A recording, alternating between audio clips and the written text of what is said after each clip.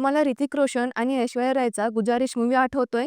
तोच, ज्यात ऋतिक रोशनला सिरियस आजार झालेला असतो आणि त्याला इच्छामरण घ्यायचं असतं. पण तसा नैसर्गिक अधिकार त्याला नसल्यामुळे इच्छा मरण्यासाठी त्याला कोर्टात दाद मागावी लागते. हे मी याच्यासाठी सांगते, कारण जरी आपल्याला कायदेशीरपणे जगण्याचा अधिकार असला, तरी मरणाचा अधिकार आपल्याकडे नाहीये. त्यामुळेच तर आत्महत्या आपल्याकडे गुन्हा ठरतो. बरेचदा कोमात गेलेल्या पेशंटचे नातेवाईक त्या पेशंटची गॅरंटी नसली की इच्छा मरण देण्यासाठी मागणी करतात. पण आपल्याकडे तो कायदा नाही. आता कर्नाटक सरकारने मात्र ऐतिहासिक निर्णय घेत सन्मानाने मरण्याचा अधिकार लागू केला आहे.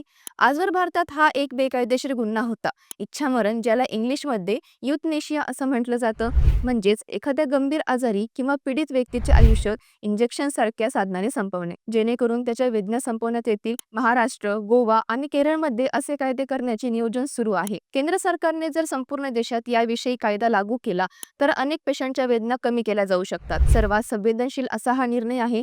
त्यामुळे तुमचं यावर काय मत आहे, आम्हाला कमेंट करून नक्की कळवा.